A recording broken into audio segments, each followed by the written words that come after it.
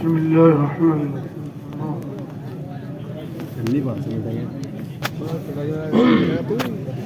بسم الله الرحمن الرحيم الحمد لله نحمده ونستعينه ونستغفره ونؤمن به ونتوكل عليه ونعوذ بالله من شرور أنفسنا ومن سيئات أعمالنا من يهده الله فلا مضل له ومن يضلل فلا هادي له ونشهد أن لا إله إلا الله وحده لا شريك له ونشهد أن سيدنا ومولانا محمدا عبده ورسوله صلى الله تعالى عليه وعلى آله وأصحابه وبارك وسلم تسليما كثيرا أما بعد فأعوذ بالله من الشيطان الرجيم بسم الله الرحمن الرحيم كنتم خير أمة أخرجت للناس تأمرون بالمعروف وتنهون عن المنكر وتؤمنون بالله وقال الله عز اسمه إن الله اشترى من المؤمنين أنفسهم وأموالهم بأن لهم الجنة صدق الله العلي العظيم وقال النبي صلى الله تعالى عليه وسلم إذا عزمت أمة الدنيا نزعت منها هيبة الإسلام وإذا تركت الأمر بالمعروف والنهي عن المنكر حرمت بركة الوحي وإذا تسابت أمتي سقطت من عين الله وقال عليه الصلاة والسلام إذا تبايعتم بالعينة وأخذتم أذناب البقر ورضيتم بالزرع وتركتم الجهاد سلط الله عليكم ذلة لا ينزعوا حتى ترجعوا إلى دينكم أو كما قال النبي صلى الله تعالى عليه وسلم. محترم بزرگوں، عزیز ساتھیوں، اس محنت کا خلاصہ اور آپ حضرات کو اس اجتماع میں بلانے کا اصل مقصد یہ ہے کہ ہم سب اور پوری امت مسلمہ سوء فہم، غلط فہمی سے نکل جائے. آج میرے دوستوں بزرگوں، دنیا کی چمک دمک اور دنیا کی رونق کو دیکھ کر ہم لوگ اپنا جان مال کا مصرف بھول گئے کہ اللہ تعالیٰ نے ہمیں جان کیوں دی ہے اور ہمارے مال کا استعمال کیا ہے، ہمارے مال کا مصرف کیا ہے. ہمیں جو یہ غلط فہمی ہوئی ہے، سوء فہم اس کو کہتے ہیں، کہ یہ جان مال ہماری اپنی ہے اور یہ ہماری اپنی ملکیت ہے، ہم اس کے مالک ہیں اور ہماری جان مال کمانے کے لیے ہے اور ہمارا اپنا مال ہے یہ ہماری خواہشات کی تکمیل کے لیے ہے. یہ ہمارا آپ کا سب کا سوء فہم ہے، یہ غلط فہمی ہے کہ ہم نے جان مال کو اپنا سمجھا ہے. حالانکہ آپ سب جانتے ہیں کہ ہم اپنے ارادے سے نہ دنیا میں رہیں گے اور نہ اپنے ارادے سے دنیا سے جائیں گے. ہماری زندگی کا مالک اللہ ہے اور ہماری موت کا مالک بھی اللہ ہے. جب ہم اپنی زندگی کے خود مالک نہیں ہیں اور موت ہمارے قبضے میں نہیں ہے تو میرے دوستوں بزرگوں، ہماری جان یہ بھی ہماری اپنی نہیں ہے. ہماری جان کا مالک اللہ ہے اور ہمارے مال کا مصرف وہ ہے جو اللہ ہمیں حکم دے گا ہمیں اپنی جان مال کے استعمال کو صحیح کرنا ہے. ساری دنیا میں جو بگاڑ ہے، فساد ہے، بے چینی ہے، بد امنی ہے، اس کا اصل دوستو بزرگوں خلاصہ یہ ہے اور اس کی اصل بنیاد یہ ہے کہ ہماری جان مال کا استعمال غلط ہے. ہم نے دوستو بزرگوں اپنی جان کو دنیا کے لیے اتنا تھکایا ہے کہ گویا کہ ہمارا مقصد زندگی دنیا بن گیا. اور جس آدمی کا مقصد زندگی دنیا بن جائے، ساری دنیا کے قطب ابدال مل کر اس کو ہدایت نہیں دے سکتے، چونکہ اس کا مقصد زندگی دنیا ہے. اور ایک مانا کر یہ آدمی جو ہے یہ آنکھوں کے اعتبار سے تو بینا ہے، مگر حقیقتاً یہ نابینا ہے. اس کی دو آنکھیں ہیں اس کے چہرے میں جو یہ نظر آتا ہے اس کو، مگر دوستو بزرگو حقیقتاً یہ آدمی نابینا ہے. چونکہ آنکھوں کا جو اندھا ہے وہ جہنم میں نہیں جائے گا، جو دل کا اندھا ہے وہ جہنم میں جائے گا.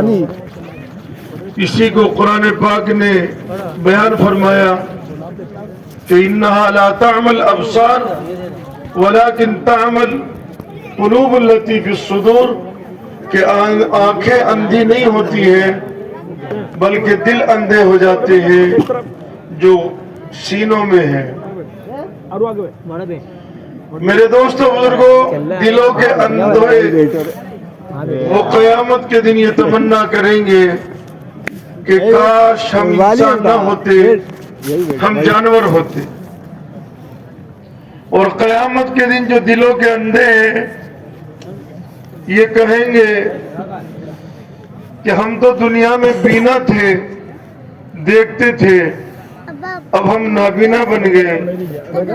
تو ان سے کہا جائے گا کہ تمہارے سامنے اللہ کی آیتیں بیان کی جاتی تھی، تم نے اللہ کی آیتوں کو بھلا دیا.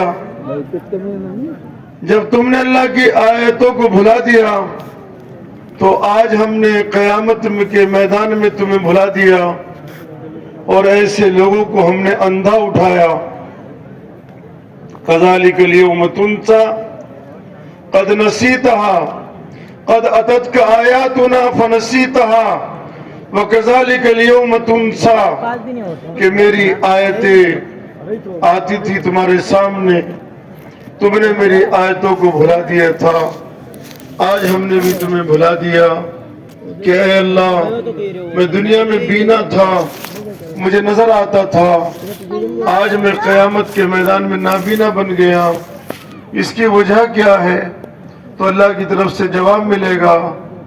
تو اللہ کی آیتوں کی طرف سے دنیا میں اندھا بن گیا تھا، آج ہم نے تجھے اندھا اٹھایا ہے.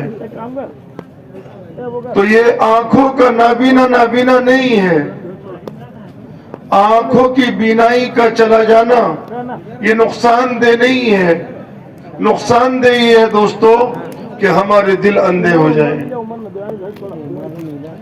چونکہ میرے دوستو بزرگوں، جب دل اندھے ہو جاتے ہیں تو پھر ایسے انسان جانوروں سے بھی بدتر ہو جاتے ہیں اور ان کی زندگیاں میرے دوستو بزرگوں جانوروں سے بھی بدتر ہو جاتی ہیں. یہ دلوں کے اندھے جن کو مال کمانے کی ہوس ہوتی ہے، یہ خون بہا کر مال کماتے ہیں، یہ ظلم کر کے مال کماتے ہیں، یہ لوگوں کی جانیں مار کر مال کماتے ہیں. یہ دوستو دلوں کے اندھے ہیں. انہیں دلوں کی ان کو مال کمانے کی حرص ہے اور مال کمانے کی ہوس ہے، اور جن کو مال کمانے کی ہوس ہوتی ہے ان کے دلوں کا چین و سکون اللہ چھین لیتے ہیں. جن کی کھوپڑی میں صرف دنیا ہوتی ہے اور وہ دنیا کے کتے بن جاتے ہیں، وہ طالب دنیا دنیا کے کتے بن جاتے ہیں۔ میرے دوستو بزرگوں، وہ حلال اور حرام کی تمیز کیے بغیر مال جمع کرتے ہیں تو اللہ تعالیٰ ایسے حریصوں کی زندگیوں کو تنگ کر دیتے ہیں۔ فَإِنَّ لَهُ مَعِيشَةً ضَنْكَ، ہم ایسے لوگوں کی زندگی کو تنگ کر دیتے ہیں۔ مال کے نقشے میں، بلڈنگوں کے نقشے میں اور راحت اور آرام کے نقشے میں اور زیبائش اور آشائش کے نقشوں میں انہوں چین و سکون نصیب نہیں ہوتا۔ اللہ دلوں کی چین و سکون کو چھین لیتے ہیں۔ چونکہ دل اللہ کے بنائے ہوئے ہیں اور دلوں پر اللہ کا قبضہ ہے، تو دلوں میں چین و سکون ڈالنا یہ بھی اللہ کے ہاتھ میں ہے۔ دلوں کا چین و سکون ملک اور مال میں نہیں ہے، اور دلوں کا چین و سکون دنیا کی چیزوں میں نہیں ہے اور دنیا کے نقشوں میں نہیں ہے، اور دنیا کے اسباب اور مادیات کی جو شکلیں ہیں ان میں دلوں کا چین و سکون نہیں ہے۔ میرے دوستو بزرگوں، آدمی اپنی جان لگاتا ہے مال کمانے پر اور مال جمع کرتا ہے، اور پھر مال کمانے کے بعد بنگلے بناتا ہے اور گاڑیاں خریدتا ہے، سب کچھ نقشے دنیا کے بن گئے، مگر ان کے دلوں کو چین و سکون میسر نہیں آیا۔ ہم دیکھتے ہیں اجتماعات میں ایک بہت بڑی کثرت ہے، وہ پرچے دیتی ہے دعاؤں کے لیے۔ ایک پہاڑ کی آغوش میں ہم اجتماع میں گئے تو وہاں پرچوں کا انبار لگ گیا۔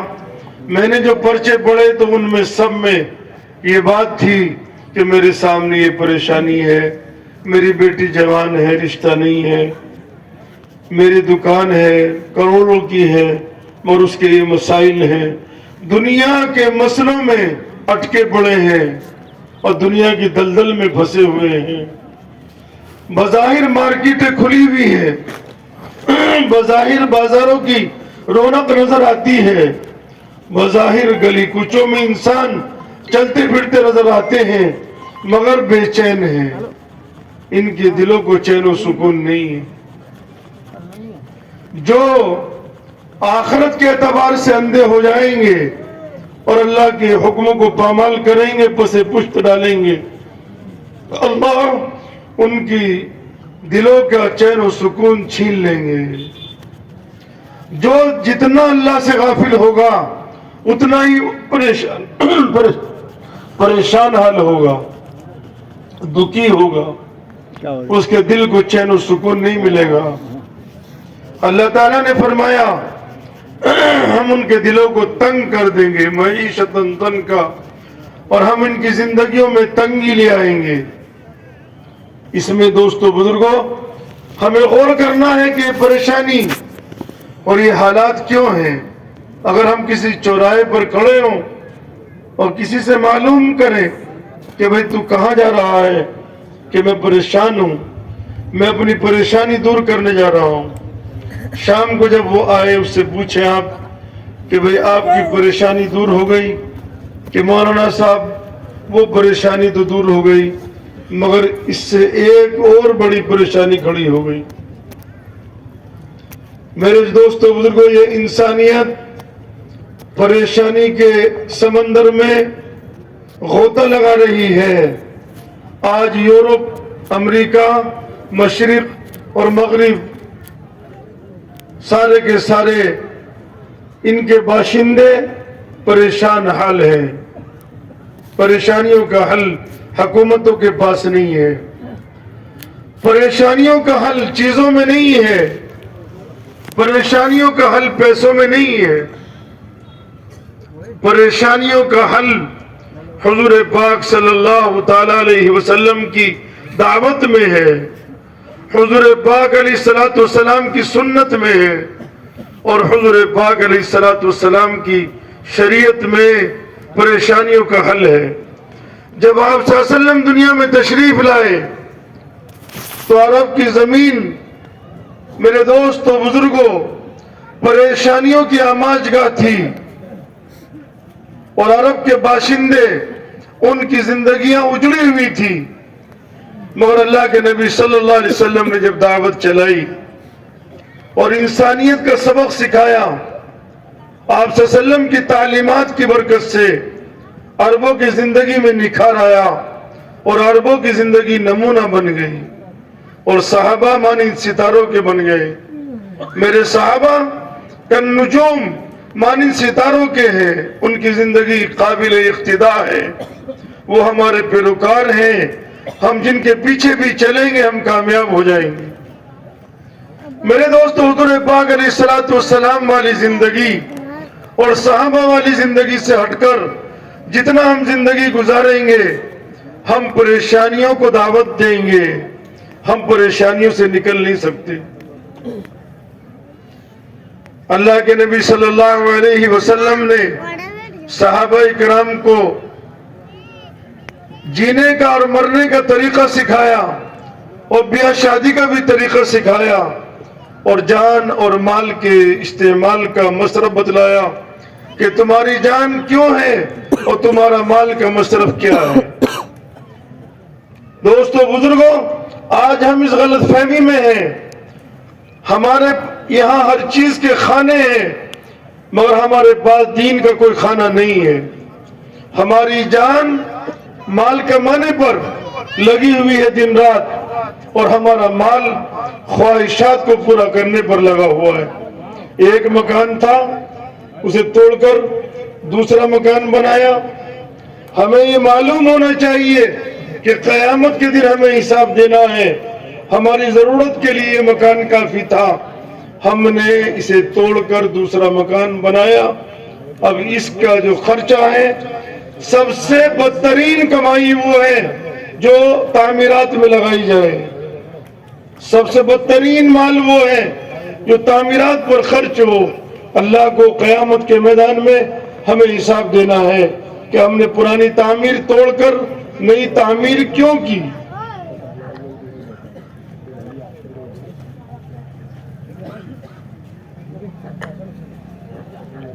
حضرت سلمان فارسی رضی اللہ تعالیٰ عنہ گورنر تھے، بڑے جلیل القدر صحابی ہیں۔ حضرت سلمان فارس سے آئے تھے، اللہ کے نبی صلی اللہ علیہ وسلم کے مشیر خاص تھے۔ جب خندق کھودی گئی تو حضرت سلمان فارسی کے مشورے سے خندق کھودی گئی۔ آپ اندازہ لگائیں، تمام صحابہ کی رائے ایک طرف، حضرت سلمان فارسی کی رائے ایک طرف، حضرت سلمان فارسی کی رائے پر خندق کھودی گئی۔ آپ صلی اللہ علیہ وسلم تنہائی میں بلاتے تھے حضرت سلمان فارسی سے، آپ مشورہ کرتے تھے، کسی دوسرے صحابی کی ہمت نہیں ہوتی تھی کہ وہ آپ کی مجلس میں شریک ہو۔ آپ نے فرمایا کہ اگر علم سریا پہ ہوتا تو سلمان فارسی جیسے لوگ سریا سے بھی علم لے آتے۔ اتنے بڑے صحابی تھے کہ آپ نے ایک موقع پر فرمایا کہ سلمان فارس ایران کے نہیں بلکہ سلمان منا اہل بیت، سلمان ہمارے گھر والوں میں سے ہیں۔ حضرت سلمان فارسی رضی اللہ تعالیٰ عنہ کے مناقب اور فضائل بے شمار احادیث میں آئے ہیں، مگر گورنر تھے اور حضرت سلمان فارسی درخت کے نیچے بیٹھ کر فیصلہ کرتے تھے، یعنی ان کا جو کوڈ تھا وہ درخت کے نیچے تھا، سائے کے ساتھ گھومتے رہتے تھے، ایسی زندگی گزارتے تھے۔ ایک صحابی نے جو ان کے دوست تھے حضرت سلمان فارسی سے عرض کیا، آپ ہمارے گورنر ہیں، آپ درخت کے نیچے بیٹھ کر فیصلہ کرتے ہیں، آپ کے لیے ہم مکان بنا دیں، آپ اس میں تشریف فرما ہوں اور آپ اس میں بیٹھ کر فیصلے کریں۔ تو حضرت سلمان فارسی رضی اللہ تعالیٰ عنہ نے فرمایا کہ بھئی مجھے مکان کی ضرورت نہیں ہے۔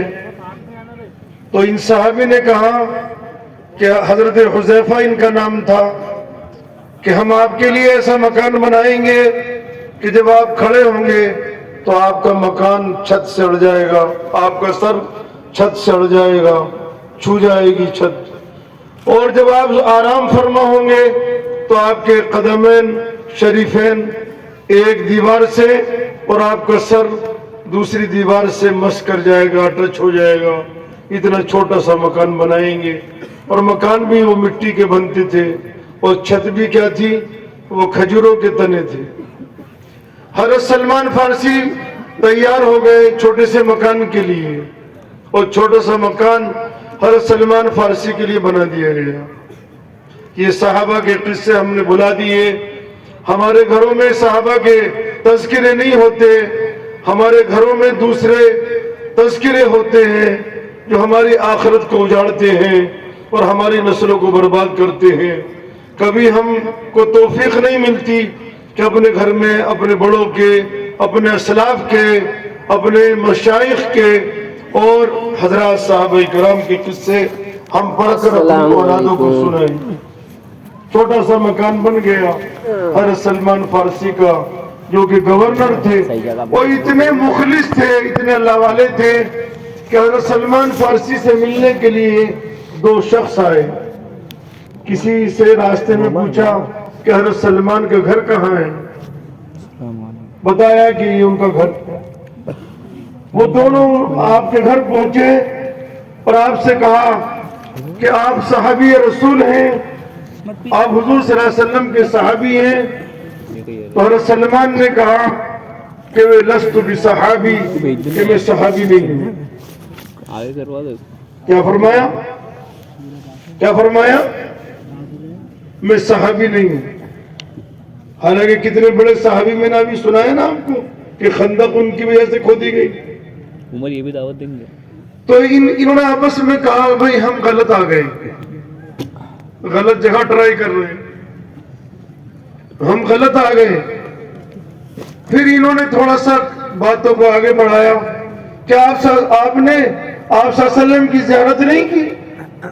कि हाँ बेशक की है। फिर आप क्यों कह रहे हैं कि मैं सहाबी नहीं हूं? कहने लगे भाई बात ये है कि हुजूर की ज़ियारत तो हमने की है, मगर मैं सहाबी इसलिए कह रहा हूं नहीं हूं कि मैं अपने आप को सहाबी जब समझूंगा जब क़यामत के मैदान में हुजूर सल्लल्लाहु अलैहि वसल्लम के साथ मेरा हश्र हो जाए। अगर मेरा हश्र हुजूर सल्लल्लाहु अलैहि वसल्लम के साथ हो गया तो मैं सहाबी हूं। इतनी तवाज़ु थी। हज़रत सलमान फारसी की शादी हुई, आज भी तो निकाह हो रहे हैं ना कहीं। हज़रत सलमान फारसी की शादी हुई, चूंकि फारिस से आए थे, बहुत लंबा सफर करके पहुंचे थे मुल्क शाम, और मुल्क शाम में एक राहिब के ये खादिम बने थे, और उसके बाद ये गुलाम बने, फिर आजाद हुए, फिर आप सल्लल्लाहु अलैहि वसल्लम के सहाबी बन गए। लंबी इनकी तारीख है, इनकी उम्र भी बहुत ज्यादा है। तो जब इनकी शादी हुई कबीला किंदा की एक खातून से, तो लड़की वालों ने एहतमाम किया कि सलमान फारसी का घर तो मामूली सा है, इनकी हम अपनी बेटी की रुखसती अपने घर में करेंगे, सलमान फारसी को बुला लाएंगे। शादी हो गई, सलमान फारसी आए, दरवाजे में खड़े हुए, देखा चारों तरफ घर के पर्दे लटके हुए हैं। हज़रत सलमान फारसी ने कहा अरे ये घर में चारों तरफ कैसे पर्दे हैं, क्या इस घर को बुखार आ गया? क्योंकि जब बुखार आता तो चादर डालते ना, क्या इन दीवारों को, इस घर को बुखार आ गया? या कबीले किंदा, चूंकि जिस कबीले की खातून थी उस कबीले का नाम किंदा था, या कबीले किंदा में बैतुल्ला आ गया, क्योंकि बैतुल्ला की दीवारों को चारों तरफ से पर्दे डाले जाते नहीं, गिलाफे काबा जिसे कहते हैं, या बैतुल्ला कबीले किंदा में आ गया। और मैं हरगिज़ इस घर में दाखिल नहीं होऊंगा जब तक कि ये पर्दे नहीं हटाए जाएंगे। یہ تھے صحابی رسول، گورنر تھے، گورنر باقاعدہ. اور یہ گھر بھی ان کا نہیں، ان کی بیوی کا گھر. فرما رہے یہ پردے ہٹا دو تب میں اس گھر میں داخل ہوں گا. اگر ہم سلمان نہیں بن سکتے، صحابی نہیں بن سکتے، نبی نہیں بن سکتے، تو کم سے کم میرے دوستو بزرگوں اتنی تو ہم شرم کریں کہ خالص ہم کامل و مکمل بنیے بھی نہ بنے.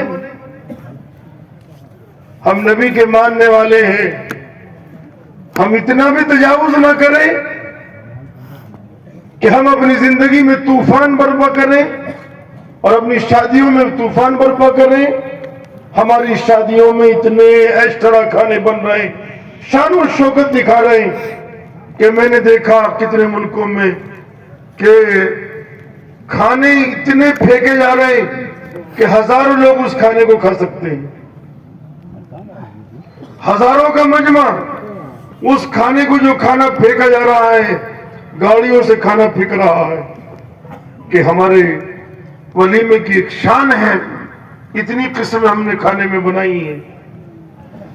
جو کھانا شریعت اور سنت کے خلاف ہوگا وہ ہمارے لیے مصیبت بنے گا. جو کمائی شریعت اور سنت کے خلاف ہوگی اس کمائی میں ہمیں دوستو بزرگوں چین و سکون نہیں ملے گا. جتنا ہمارا معاشرہ شریعت اور سنت سے ہٹ کر گزرے گا وہ ہمارا معاشرہ فاسد ہوگا، اس میں فساد برپا ہوگا. اس لیے ہم اپنے آپ کو سنبھالیں. حالات کے پلٹتے ہوئے دیر نہیں لگتی. حالات کا عدلنا بدلنا اللہ کے قبضے میں ہے. کبھی اللہ مال دے کر آزماتے ہیں، کبھی اللہ افلاس دے کر آزماتے ہیں، غربت دے کر.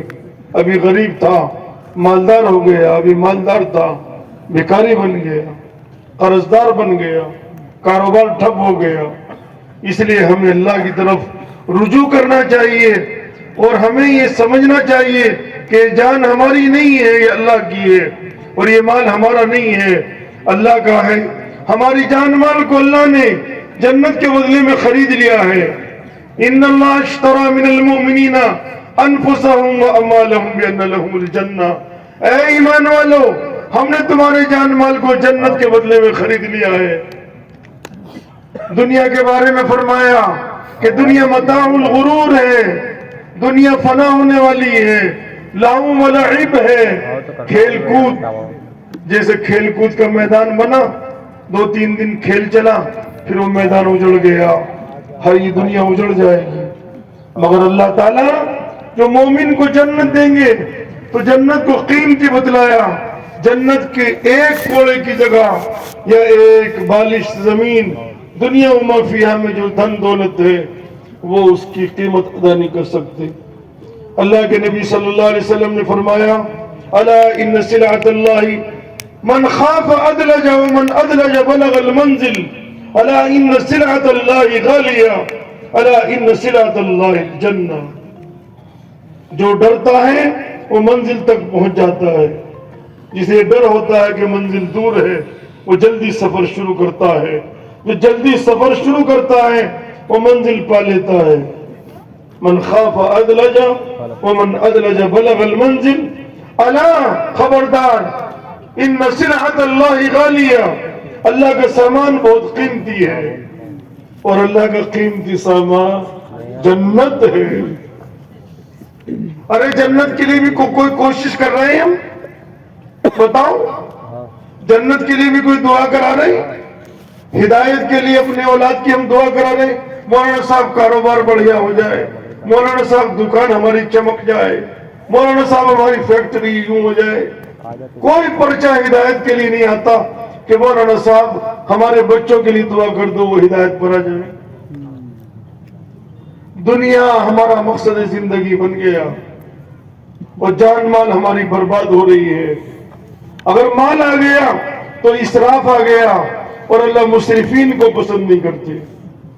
آپ نے فرمایا علی تو اسراف مت کرنا اگرچہ تو نہر جاری پر ہو. جو نہر بہ رہی نا اس کا پانی جو استعمال کریں گے اسی میں جائے گا. اگر تو جاری نہر پر بھی ہے تب بھی اسراف مت کرنا. ہم کتنا مال فضول خرچ کر رہے ہیں. کیا یہ مال ہمارا اپنا ہی جا رہا ہے؟ کیا یہ ہماری کمائی ہے؟ کیا مال ہم نے اپنی عقل سے کمایا ہے؟ ایسے عقل مندوں کو اللہ تعالیٰ سڑک پہ بھی لے آتے ہیں. یہ مال ہمارا نہیں ہے، یہ اللہ نے دیا ہے. کیوں دیا ہے؟ یہ دین پر لگانے کے لیے دیا ہے. ہمارے پاس سارے کھانے ہیں مگر دین کے لیے کوئی کھانا نہیں ہے. اس لیے دوستو بزرگوں، اپنی زندگیوں کو سادہ بناؤ اور اپنی جان مال کا صحیح استعمال کرو. مال کا مصرف تلاش کرو. صحابہ کرام رضوان اللہ علیہ مجمعین نے اپنی پوری زندگی دین پر لگا دی، اپنا سارا جان مال دین کے لیے نچھاور کر دیا. صحابہ کرام رضوان اللہ علیہ مجمعین دو قسموں پر مشتمل تھے، مہاجرین تھے اور انصار تھے. انصار مدینہ نے اپنی کھیتی باڑی تقسیم کر دی، باغات تقسیم کر دی، یعنی ان کی کمائیاں تقسیم کر دی. پھر اللہ کے نبی سے اجازت چاہی. جب اللہ نے مناصرین بہت زیادہ کر دیے مدینے کے چاروں طرف اور بلاد عربیہ میں کہ ہم اپنے کھیتوں کو ٹھیک کر لیں اور ہم اپنے باغات کو درست کر لیں، تو اللہ تعالیٰ نے یہ آیت شریف نازل فرمائی، وَأَنفِقُوا فِي سَبِيلِ اللَّهِ، اللہ کے راستے میں خرچ کرتے رہو. وَلَا تُلْقُوا بِأَيْدِيكُمْ إِلَى التَّهْلُكَةِ، اپنی جانوں کو ہلاکت میں مت ڈالو. یعنی دین کی محنت سے ہٹنا اور جان مال کو دین کی محنت پر نہ لگانا، میرے دوستو یہ ہلاکت ہے. ہم ساری زندگی دنیا پر لگا رہے ہیں، سارا مال دنیا کے چوچلوں پر لگا رہے ہیں، تو ہلاکت نہیں آئے گی؟ اللہ نے ڈانٹ پلائی مدینے کے انصار کو کہ دین کی محنت کرتے رہو اور خرچ کرتے رہو دین پر. اگر ایسا نہیں کرو گے تو تم نے اپنی جانوں کو ہلاکت میں ڈال دیا. اس لیے دوستو بزرگوں بھائیوں، ہم ابھی اس باریکی تک نہیں پہنچے ہیں کہ ہمارے زندگیوں میں اجاڑ کیوں ہے، رونق نہیں ہے، چین و سکون نہیں ہے. اس کی وجہ یہ ہے کہ ہماری جان مال کا استعمال ٹھیک نہیں ہے. ارے بات سمجھ میں آ رہی ہے یا نہیں آ رہی ہے؟ بولو. تو آج ہماری پوری طاقت لگ رہی ہے شادیوں پر، پوری طاقت لگ رہی ہے ہماری، بولو، دنیا کمانے پر، اور دین کے لیے کوئی ہمارے یہاں حصہ خانہ نہیں ہے. اس لیے اللہ کی ناراضگی، میرے دوستو، اللہ کا غصہ بھڑک رہا ہے. اس لیے ہمیں بہت چوکنا ہو کر زندگی گزارنی ہے. حدیث شریف میں آتا ہے، الکیس من دان نفسہ وعمل لما بعد الموت والعاجز من اتبع نفسہ ہواها وتمنى على اللہ الامانی. کیا عقل مند کون ہے؟ کیا عقل مند وہ ہے جو آخرت کو سامنے رکھ کر زندگی گزار رہا ہے؟ اور بیوقوف کون ہے؟ کہ بیوقوف وہ ہے جو دنیاوی چوچلوں کو پورا کرنے میں لگا ہوا ہے. وتمنى على اللہ الامانی، اور اللہ سے اچھی اچھی امید باندھتا ہے. اس لیے میرے دوستو بزرگوں، مجھے آپ سے حاضرین سے یہ عرض کرنا ہے کہ ہم اپنی جان مال کو صحیح جگہ پر استعمال کریں. اللہ کے یہاں قیامت کے میدان میں میزان عدل میں بندے کی قربانیوں کا وزن ہوگا کہ میرے بندے نے دین کے لیے کتنی قربانی دی ہے. ایک صحابی ہیں جابر ابن عبداللہ، مدینے کے محدث ہیں، ان کے والد عبداللہ ہیں. ان کا انتقال ہو گیا غزوہ احد میں اور مسلح کر دیا گیا، چہرے کو بگاڑ دیا گیا. ان کو بڑا افسوس ہوا. ایک دن یہ غمگین بیٹھے تھے حضرت جابر، آپ صلی اللہ علیہ وسلم تشریف لائے. آپ نے فرمایا، جابر تم غمزدہ بیٹھے ہو، کیا بات ہے؟ کہ اللہ کے نبی میری جوان بہنیں ہیں، میرے اوپر قرض ہے اور ابا انتقال فرما گئے. تو اللہ کے نبی صلی اللہ علیہ وسلم نے یہ نہیں فرمایا کہ جابر گھبراؤ مت، تمہارے اوپر جو قرض ہے ہم دیں گے. تمہاری جو بہنیں ہیں جوان، تمہارے باپ نے قربانی دی ہے احد میں، ہم تمہاری بہنوں کی کفالت کریں گے. گھبرانے کی بات نہیں بیٹا, تم ہمارے بیٹے ہو, ہم تمہارے بہنوں کی کفالت کریں گے. نہیں, اللہ کے نبی نے صحابہ کو آخرت سے جوڑا, اللہ کے نبی نے صحابہ کو جنت سے جوڑا. فرمایا جابر معلوم ہے تمہارے ابا کا مقام اللہ کی کیا ہے؟ یہ بات کیا چل رہی تھی, کہاں لے گئے اللہ کے نبی؟ بات چل رہی تھی قرضے کی کہ حضرت میرے اوپر قرضہ ہے, ابا انتقال فرما گئے, بہن جوان بیٹھی ہیں. آپ نے یہ موضوع نہیں چھڑا, آپ نے فرمایا جابر تمہیں معلوم ہے تمہارے والد عبداللہ کا مقام اللہ کی بارگاہ میں کتنا اونچا ہے؟ اللہ تعالیٰ نے شہدائے احد کو بلایا اپنی بارگاہ میں, اور اللہ تعالیٰ نے شہدائے احد سے پردے کے پیچھے سے بات کی ہے, پردے ہٹا کر بات نہیں کی. اللہ ہم کلام ہوئے مگر شہداء کے اور اللہ کے بیچ میں پردے تھے نورانی. جب تمہارے باپ کو اللہ نے بلایا تو اللہ تعالیٰ نے نورانی پردے ہٹا دیے, اور اللہ نے یہ فرمایا کہ اے عبداللہ تو کیا چاہتا ہے, مانگ لے جو تجھے مانگنا ہے. تو تیرے باپ نے یہ نہیں مانگا جو تم کہہ رہا ہے. تیرے باپ نے یہ کہا کہ اللہ میری کوئی تمنا نہیں ہے, میری تو ایک تمنا ہے کہ میں دوبارہ دنیا میں چلا جاؤں, یعنی زندہ کر دیا جاؤں اور دوبارہ تیرے نام پر شہید کر دیا جاؤں. ہمارے جذبات مردہ ہو گئے, ہمارے قلوب ظلمت کدہ بن گئے. کوئی آخرت کا ہمیں احساس نہیں, جنت کا کوئی شوق نہیں, جہنم کا کوئی خوف نہیں, دنیا طلبی میں ہم لگے ہوئے ہیں. میں اپنی ذات کو کہہ رہا ہوں, تیرے باپ کو اللہ نے اتنا نوازا کہ اللہ نے پردے ہٹا دیے, اور تیرے باپ نے یہ جواب دیا کہ میں دوبارہ زندگی چاہتا ہوں تیرے نام پر مر مٹنے کے لیے. مگر اللہ نے فرمایا ہے عبداللہ اب یہ نہیں ہوگا, موت آ گئی, دوبارہ زندگی نہیں, جو مقدر تھا وہ ہو چکا. اس لیے میرے دوستو, عزیز ساتھیوں, جماعتوں میں نکلتے ہیں, اجتماعات میں آتے ہیں, ہم کوئی رسم و رواج ادا کرنے کے لیے نہیں آئے ہیں, ہم آخرت سمجھنے کے لیے آئے ہیں. ہمارا مقصد زندگی کیا ہے؟ اگر اللہ نے ہمیں دولت دی ہے تو یہ دولت خواہشات کے لیے نہیں دی.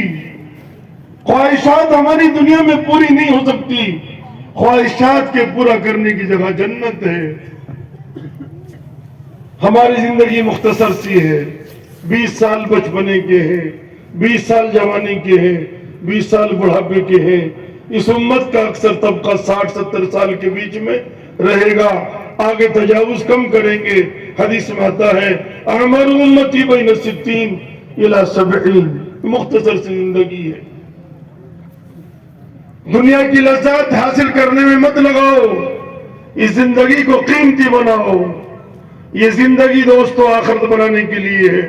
میں نے دنیا میں ایسے ملک بھی دیکھے ہیں کہ جن میں سڑکیں نہیں ہیں پکی, اور بجلی بھی نہیں ہے, اور وہاں اجتماعات میں لوگ 15-15 دن, ایک مہینہ پیدل چل کر آتے ہیں. ایک آدمی 15 دن پیدل چل کر اجتماع میں آیا, اس نے مجھ سے مصافحہ کیا اور اس نے یہ کہا کہ مولانا 15 دن مجھے کھانے کو کچھ نہیں ملا, میں نے پڑے گرے پھل کھائے ہیں راستے میں, یہ گولڑ اور پتے چاوے ہیں تاکہ میں اجتماع میں شریک ہو جاؤں. اور میں نے اپنے چپل, باہر جو لڑکیاں پرانے چپل بیچ رہی ہیں, میں نے اپنے چپل جوتے بھی بیچ دیے ہیں. میرے پاس کچھ نہیں ہے, میں اللہ کے راستے میں جانا چاہتا ہوں. میں 15 دن پیدل چل کر آیا ہوں. ایسے ایسے ملک ہم نے دیکھے ہیں جن میں اجتماع ہو رہے ہیں اور 3 دن تک اجتماع میں کوئی کھانے کا انتظام نہیں ہے. 2,500 کلومیٹر لوگ سائیکل چلا کر اجتماع میں آئے ہیں. بھی پچھلے مہینے حبشہ میں حضرت جی کا اجتماع تھا, 1 مہینے سے ہم وہاں خدمت میں تھے.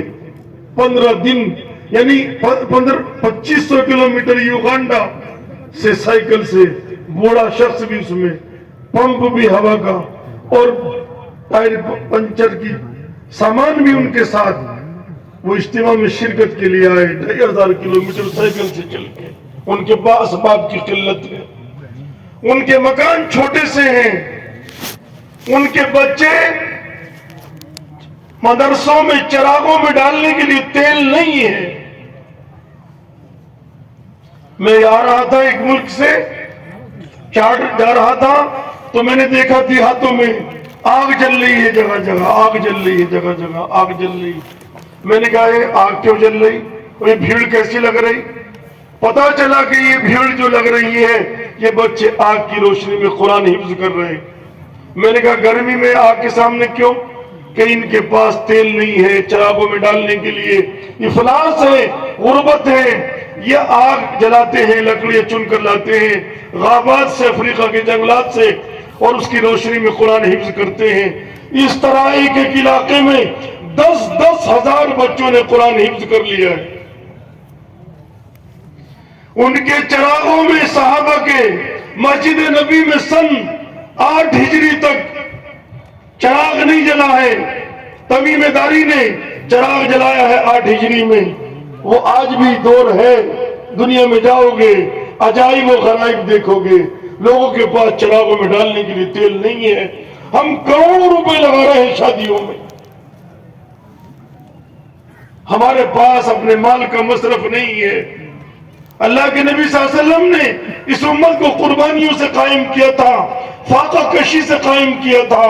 2-2 महीने तक आप सल्लल्लाहु अलैहि वसल्लम के घर में चिराग चूल्हा नहीं जला।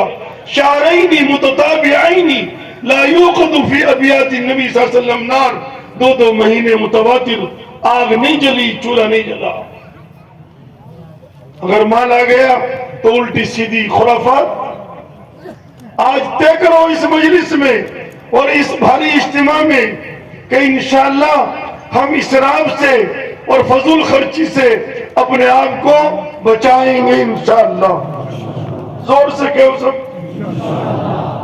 और हम जहां भी दीन का तकाजा होगा कमर बस्ता रहेंगे, तैयार रहेंगे। सहाबा ने अल्लाह के नबी सल्लल्लाहु अलैहि वसल्लम से फरमाया हम आपके तीरों में से एक तीर हैं। सहाबा ने फरमाया, हम अर्ज किया अल्लाह के नबी हम आपके तीर, नानु सामु मिन सियामिल्लाह, नानु सामु मिन सियामिन नबी सल्लल्लाहु अलैहि वसल्लम। अल्लाह ने अगर माल दिया है, मुल्कों में जाओ, दुनिया के आखिरी किनारे पर जाओ, अपनी जिंदगी की तरतीब बनाओ, अपने माल की तरतीब बनाओ। ये थोड़े कि हम इस माल से ख्वाहिशात पूरी करें।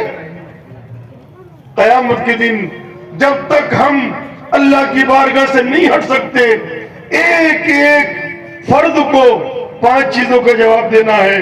अन उम्री फीमा अफना, उम्र कहाँ लगाई, वान मालिही मिन अय्न इक्तसबा, वान शबाबी फीमा अबला, जवानी कहाँ लगाई, वान मालिही मिन अय्न इक्तसबा व इन अनफक़ा, कहाँ से कमाया, कहाँ लगाया, वान इल्मिही माज़ा अमिला फी, इल्म पर क्या अमल किया, कहाँ लगाई जवानी, कहाँ लगाई उम्र, माल का इस्तेमाल कहाँ किया। हम मेरे दोस्तों बुजुर्गों एक शादी से कितनी गरीबों लड़कियों की शादी कर सकते हैं, मगर गरीबों के लिए हम बखील हो गए और अपनी ख्वाहिशात के लिए हम सखी हो गए। ये कुछ भारी बातें थी, मगर आप कबूल कर लेंगे इंशाअल्लाह तो मुझे भी नफा होगा, आपको भी नफा होगा। अल्लाह का दीन मिट रहा है, हम अज़ाइम करें इंशाअल्लाह। अगर अल्लाह ने हमें तौफीक दी है और माल दिया है कि इंशाअल्लाह दीन की इशाअत पर, दीन की तबलीग पर और दीन के फैलाने पर और इलाही कलिमतिल्लाह के लिए हम अपने जान माल को इंशाअल्लाह इस्तेमाल करेंगे। अल्लाह मुझे भी कबूल फरमाए, आपको भी कबूल